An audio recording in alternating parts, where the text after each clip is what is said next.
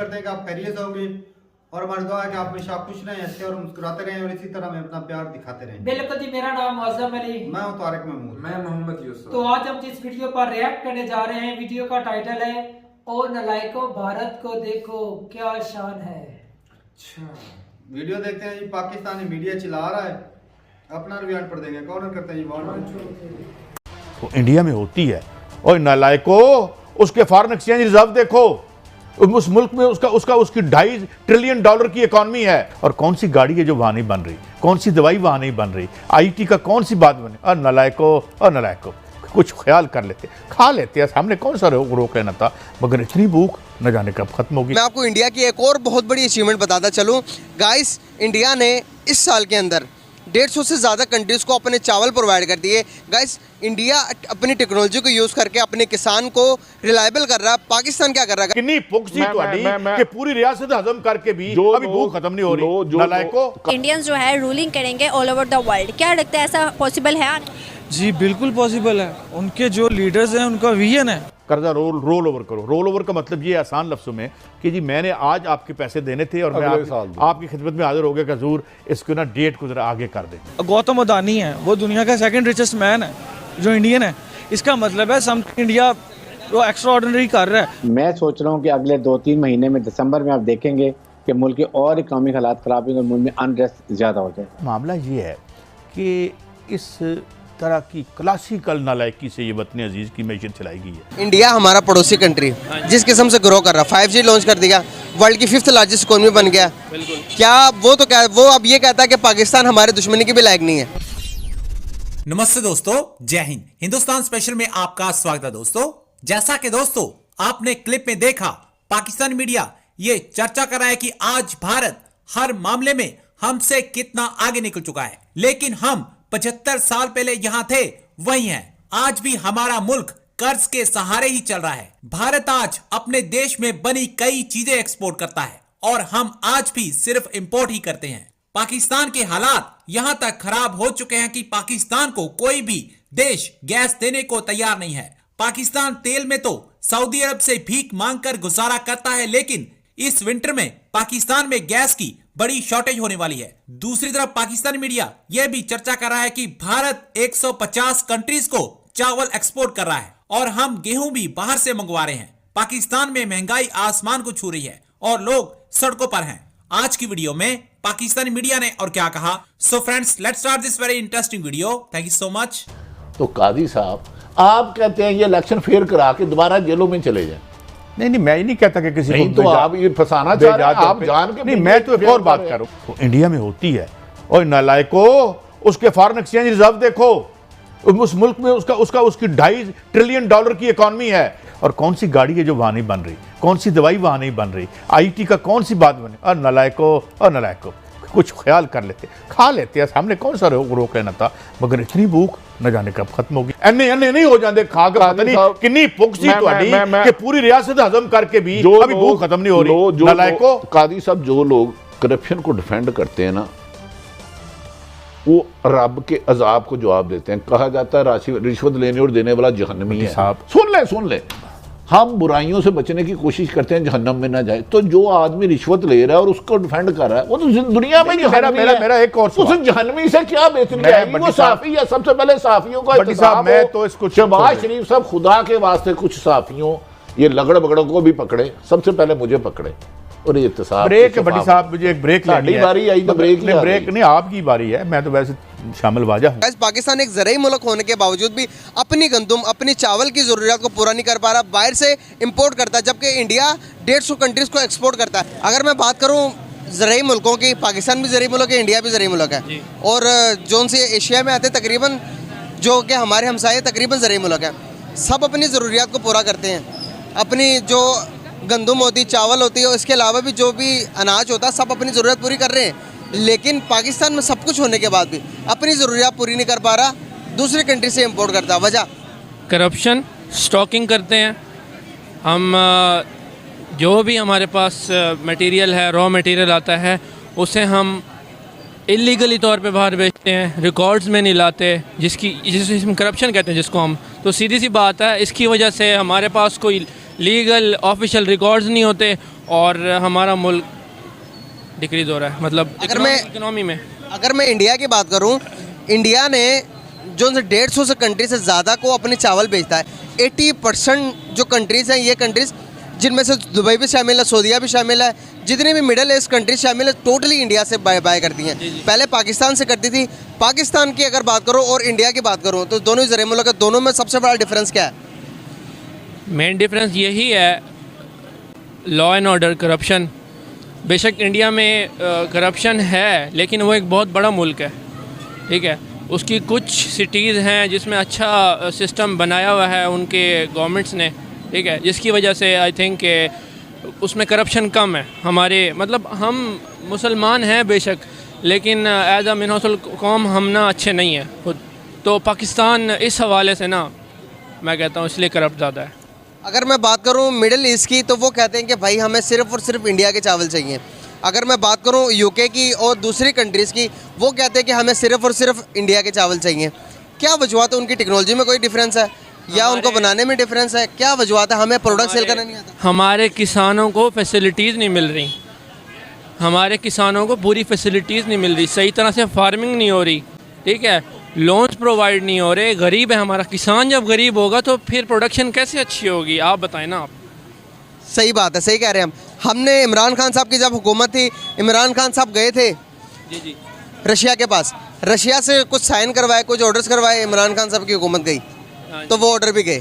क्या समझते हो, इंस्टेबिलिटी की वजह तो नहीं है कहीं हम दुनिया से बहुत पीछे हैं? पॉलिटिकल इंस्टेबिलिटी की वजह से ही पीछे हैं हम। सुनहरा, महंगाई पहले ही इतनी ज़्यादा है कि एक आम आदमी की कमर टूट चुकी है। ऐसे में गैस भी अगर महंगी हो जाएगी तो फिर एक गरीब आदमी या एक आम आदमी किस तरह से अपने घर का चूल्हा जलाएगा?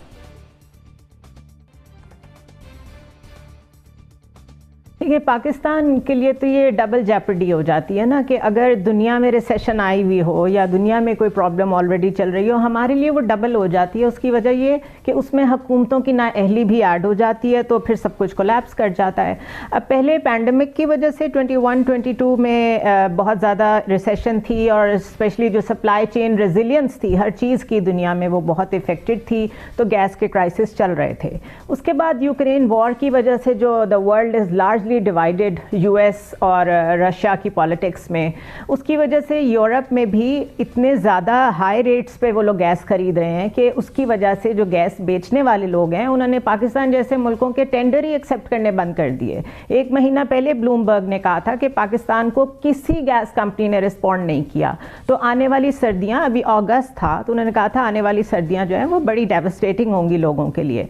अब उसके लिए इन 3 महीनों में जब आपको कहीं से भी किसी कंपनी ने भी रिस्पॉन्ड नहीं किया, ऑन स्पॉट बाइंग की कोशिश की है या क्या किया है, उसके ऊपर कोई इन्फॉर्मेशन नहीं है हमारे पास। बिकॉज फाइनेंस मिनिस्टर जो हैं वो एक लिम्बो में काम कर रहे हैं, एक ऑब्लिवियन में काम कर रहे हैं, हमें नहीं मालूम क्या हो रहा है। सो बेसिकली ठीक है, पूरी दुनिया में इस वक्त प्रॉब्लम है। यूरोपियन मुल्क महंगी से महंगी खरीद के भी अपने लोगों को गैस दे रहे हैं, लेकिन दे रहे हैं। हमारे यहाँ लोड शेडिंग होगी, I am very sure about it कि ये विंटर्स काफ़ी डिफ़िकल्ट होंगी और बिल्स उतने ही आएंगे, यानी बल्कि उससे ज़्यादा आएंगे। चलो जी, वीडियो खत्म हो गई और बात शुरू होती है कि भाई साहब इंडिया की इकॉनमी जो है वो सारे वो रहते 2.5 ट्रिलियन, तो वो 3 ट्रिलियन से ज़्यादा हो चुकी है। तो बाकी बात करें, पाकिस्तान भी ज़राई कंट्री है और इंडिया भी। इंडिया जो है वो एक्सपोर्ट कर रहा है गंदम और चावल दूसरे कंट्री को, और पाकिस्तान जो है इंपोर्ट कर रहा है। वजह क्या है जनाब? पाकिस्तान सिर्फ गंदम भी इंपोर्ट कर रहा है या बाकी जो मटेरियल, लेकिन चावल जो वो हमारा भी एक्सपोर्ट होता है, लेकिन अभी तो नहीं उस मात्रा में जो उस मिकदार के अंदर नहीं। असल में क्वालिटी भी अच्छी है, क्वालिटी पाकिस्तान भी अच्छी है और प्रोडक्शन भी उतनी नहीं है। जब किसानों को खाद ही नहीं मिलेगी, सही बात है, बेहतरीन दवाइयाँ नहीं मिलेंगी, स्प्रे नहीं मिलेंगे। पिछले साल खाद मिली गंदम को डालने के लिए, बताओ मुझे? नहीं मिलती। और इस साल भी गवर्नमेंट ने रेट जो है वो डाउन किए हैं और खाद मिल ही नहीं, खाद शार्ट हो गई है। या जिसके पास है वो कहता है भाई लेनी है तो ले, नहीं तो दुकान से बाहर हो। गवर्नमेंट के हाथ में चीज ही नहीं, ऐसे ही पता नाम की गवर्नमेंट बनी है। ये हमारा जो प्राइम मिनिस्टर है, मुझे किस एंगल से यार इस बंदे की हैरान हूँ जिस बंदे को माइक पे ऐलान बात कर करते देते हैं, ऐलान कर देते हैं, उस पर अमल दरामद नहीं भाई होता। साहब अब देख रहे उल्टा वो मुसीबत बन जाती है। अब ना ऐलान करता 2500 रुपए डीएपी सस्ती करने की, तो कम से कम किसानों को मिल तो रही थी। हमारे यहाँ तारक भाई एक और ट्रेंड है, हमारा इस्लाम कहता है जो इस गरज से चीजें दबाए ना, भी आने वाले वक्त में इसका रेट बढ़ेगा। स्टोर करना तो वो ब्लैक में आ जाती है ना, ब्लैक में आ जाती है। तो हमारे लोग करते ही ऐसे हैं, आटा हो, गंदम हो, चीनी हो, जो चीजें में हम भाई भी ऐसा जब करते पैसा ही हैं। अमीरों के पास पैसा रुक जाता है तो ही बोले कि ऐलान खराब होता है। जब पैसा सर्कल में रहेगा तो खुशहाली आएगी। वो स्टोर इसलिए करते हैं ना भाई साहब कि महंगी करके बेचेंगे, ज्यादा मुनाफा, वही प्रॉब्लम आ जाती तो है। ये लोगों का हक मारने वाली बात है। और हमारे भाई साहब गवर्नमेंट तगड़ी है ही नहीं, इसमें दम ही नहीं। सही पूछे तो इनको पता ही नहीं कि दुनिया कंट्री में चल क्या रहा है। ये बाहर के कंट्री में खाक जाके इन लोगों ने बात कर इनको पता चले ना हमारा कंट्री चल रहा है ना। अब भी सारे वजीर अमशीर जो है बैर हैं, किसी ना किसी कंट्री के अंदर हैं। वो इनको पता ही नहीं कि मुल्क के हालात वो ऐसे लोगों को क्यों बनाते हैं भाई ये वजीर? बनाया किसने? वो इधर जब रहते ही उनको पैसे के जोर से और ताकत के जोर से वो हैं। उनको पता नहीं जोर से वो नहीं है। खाद कितनी महंगी, खाद नहीं होगी तो वो गंदम किससे होगी?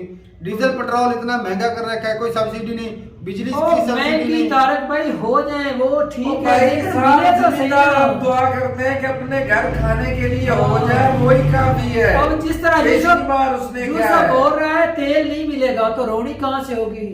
सही बात है। शराब फसल को कैसे किया जाएगा? पानी नहीं मिलेगा, पानी ऑटोमेटिकली वो खर्चा वो भी जाया जाएगा और पैदावार भी नहीं होगी। ऊपर से इस दफा सैलाब की वजह से आधा जो है वो पाकिस्तान का वो भाई आने वाला साल बहुत मुश्किल गुजरेगा, मुश्किल बहुत हालात बिल्कुल ऐसे ही है। ऊपर से ये हमारी हुकूमतों के मसले इतने चल रहे हैं, रिजर्व नहीं है, मतलब कि जिसे हम बाहर से खरीद लें वो भी अब नामुमकिन सी बात कर्जा ही लेंगे, वो खा पी जाएंगे, कुछ आधे वो अपनी जेब में डालेंगे, कुछ स्विस बैंक में डालेंगे, कुछ बाहर लेकर चले जाएंगे। वो 2-3% हमको मिलता है पाकिस्तान पे जो खर्च होता है। सही बात है, ऐसी है। और खाते में सारा लिखा जाता है कि अवाम के ऊपर बर्डन हो जाता है। ये मैं भाई साहब मुझे एक बात बताएं, शहबाज शरीफ में ऐसी कौन सी क्वालिटी जिसकी वजह से उसको कंट्री का प्राइम मिनिस्टर बना दिया? एक बंदा होता है पूरे कंट्री से कोई बंदा समझदार बंदा आता है, कोई जिसको बंदे में कुछ पॉलिसी हो, कोई अकल हो, कोई मैं कहता हूँ जिससे बात माइक पे सीधे खड़े होकर बात नहीं होती, वो कंट्री को क्या चलाएगा? ये कहां से पढ़े? पता नहीं पढ़े ना, इनको ऊपर से पर्चे दे के पढ़ना नहीं आता यार। ये कंट्री को कैसे चला पाएंगे? तो वो आपको दिखाई दे रहा है ना किस तरह चला रहे हैं। जिस तरह चल रहा है भाई साहब, ये पता नहीं ऐसे ही चल रहा है, मुझे समझ नहीं आ रही।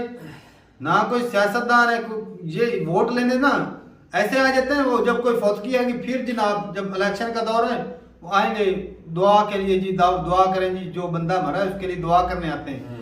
एक बार जब इलेक्शन हो गया बंदा उनको घर पे जाए, वो दरवाजा खटखटाए, कहते हैं वो साहब तो है ही नहीं घर पे, बैठ गए, वो मिलते ही नहीं। 2-3 साल तो वो गायब हो जाते हैं। तो कोई काम है भाई साहब, बंदे आए हैं और वो घर बैठे तारक भाई, आवाम जिन्होंने उसको सपोर्ट किया, उसको जितवाया, उनकी समस्याएं सुने तो वो हल होगी ना। सुनने वाला तो है नहीं, तो हल कैसे बढ़ेगी ना? अंधा वो कहते हैं ना जंगल का कानून है, वो जंगल का कानून है। जिसके हाथ में थोड़ी सी पावर है वो भाई दूसरे किसी को ना घंटा फर्क नहीं उसको पड़ता, वो किसी को समझता ही नहीं है। ये हालात है पाकिस्तान का गलत इस्तेमाल, ये भाई साहब पाकिस्तान और हर बंदा ही गलत इस्तेमाल करता है, हर बंदा ही दाल गा रहा है। ये अमेज़न ने अकाउंट बंद कर दिए पाकिस्तानियों के, हर बंदे चुतिया भर्ती कर रहा है और दाल गा रहे हैं। ये अवाम ने भी अपनी खराब की। ये जितना इस्लाम सलाम चलाते हैं ना पाकिस्तान वाले, मैं कहता हूँ इनमें ना वो बैलेंस में इस्लाम नहीं हो। और मैं तुम्हें सबसे बड़ी बात बताऊं, जिम्मेदारों के साथ कितनी बड़ी ज्यादती। भाई वंडा खरीदने जाओ तो तुम्हारे होश उड़ जाएंगे, और दूध का रेट वहीं का वहीं है। जिम्मेदार का तो भाई दिवालिया हुआ पड़ा है। अच्छा एक और बात है, जब इमरान खान आया था ना तो खुशहाल थे जिम्मेदार। हाँ, रेट सभी के हाई थे तारक भाई, पहले लेकिन जो इजलास थी उसका भी रेट उसने प्रॉपर किया, भाई किया था उसने, प्रॉपर तरीके से उठे रेट। इधर से पेट्रोल डीजल महंगा, खाद महंगी, साथ में वो जनस का भी वो रेट महंगा होना चाहिए। वो हर चीज महंगी ले। तारक भाई 7-8 लाख का 1 एकड़ होता था गन्ने का, और भाई साहब ये ऐसा ही है कि और भाई- पहले इनकी इस फैक्ट्री साल ना अभी थी। तक मिले शुगर मिले इन्होंने चलाई नहीं, इनकी बंद अपनी पड़ी है। तो जब जिम्मेदार हट जाएगा ना, अभी खराब होने गन्ना लगता है। खेतों में ही खड़ा है, हाँ। वो काटेंगे फिर गंदम की तैयारी करेंगे, तब तक गंदम का वक्त गुजर जाएगा, लेट हो जाएगी। लेकिन खड़ा खड़ा भी वो खराब तो हो रहा है ना यूसुफ। हाँ, उसका उसमें वजन गिर कम जाता है, होता है, वजन कम हो ज्यादा जाता है, गिर कम जाता है, और चूहे वगैरह जो और चीजें जानवर खाना कम हो शुरू कर वैसे ही देते हैं। वजन कम हो जाता है भाई गंदे तो ये उस वक्त ले गए जब जिम्मेदार तंग आ जाएगा और वो बोलेगा खान जबरदस्ती साहब ने ले पता जाओ। क्या सिस्टम किया था, आज रात 12 बजे से पहले अगर आपका गन्ना उसका वजन हो चुका है ना, तो सुबह 8 बजे आप बैंक से उसकी पेमेंट ले सकते हैं। मिलती भी थी। ये तो भाई इनकी अपनी फैक्ट्री है, इसलिए वो नहीं चला रहे, रेट भी नहीं देते और भी पैसे भी ठीक नहीं है। देते। और चलो क्या क्या रोने करता बताया करता तो भाई। चढ़ा था, लेकिन कुछ इससे बेहतर तो इमरान खान, ये भी उसकी जात तो भाई आती साहब है, ये तो ना फर्म है। ये असल में इनको पता नहीं कंट्री के दूसरे कंट्री की जरूरतें क्या हैं। अपने इलेक्शन की सारा कुछ इनको पड़ा है, ये नहीं पता कि भाई साहब खाद है, बिजाई का टाइम है, खाद सस्ती करें या डीजल पेट्रोल सस्ता करें, कोई सब्सिडी दें। नहीं, ऐलान तो करते हैं ना, लेकिन उस पर अमल नहीं अमल होता। नहीं होता, अमल भी नहीं उन्होंने करवाते। कहा ना कि 2500 रुपए फी बोरी जो है वो रेट कम होगा, वो मुंह के कहने से लेकिन क्या होता हुआ है? ही नहीं। गवर्नमेंट उस की पर सब्सिडी अमल दे रही, बराबर खाद नहीं। सब्सिडी दी, हमको तो 1 रुपए की सब्सिडी नहीं मिली। तो ठीक है भाई साहब, मिलते हैं नई वीडियो के साथ, तब तक के लिए इजाजत दें। अल्लाह हाफ़िज़।